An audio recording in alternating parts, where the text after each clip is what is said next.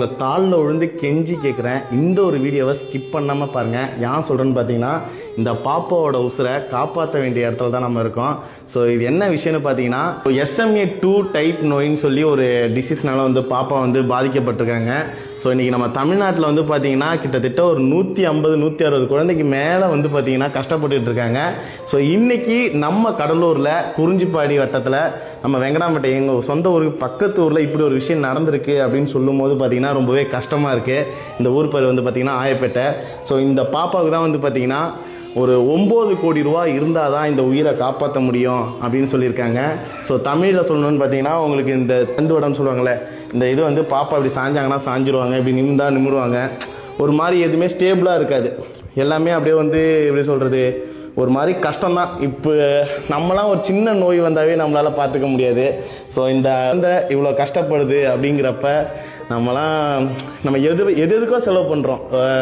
ஒரு நாளைக்கு ஒரு ஸ்கேனரில் வந்து பார்த்திங்கன்னா 100 ரூபா 200 ரூபா 10 20 அதுக்கு இதுக்குன்னு செலவு பண்ணுறோம்.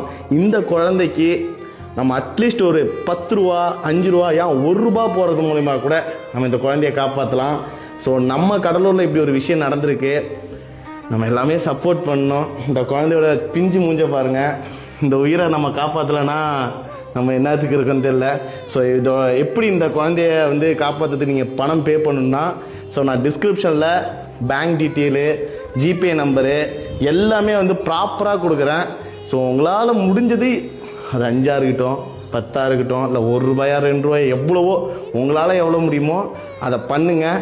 ஒரு சின்ன உதவி நீங்கள் செய்கிறது மூலிமா இந்த குழந்தையோட எதிர்காலமே நம்ம கையில் இருக்குது. நம்ம நினச்சா இந்த குழந்தைய காப்பாற்றலாம். ஸோ மறக்காமல் இந்த வீடியோவை உங்களோட ஃப்ரெண்ட்ஸ் அண்ட் ஃபேமிலிக்கு ஷேர் பண்ணுங்கள். இந்த சரௌண்டிங்கில் இருக்கிற சின்ன சின்ன இன்ஃப்ளூன்சராக இருக்கட்டும், இல்லை பெரிய இன்ஃப்ளூன்சராக இருக்கட்டும், நீங்கள் எல்லாருமே வந்து பார்த்திங்கன்னா இந்த குழந்தைக்காக ஒரு வீடியோ பண்ணிங்கன்னா, ஸோ உங்கள் ஃபாலோவர்ஸ் மூலமாக கொஞ்சமாக அமௌண்ட்டு கிடச்சினா கூட இந்த குழந்தைய நம்ம காப்பாற்றிடலாம். ஸோ மறக்காமல் கொஞ்சம் இந்த வீடியோவை உங்கள் எல்லாருக்கும் ஷேர் பண்ணுங்கள்.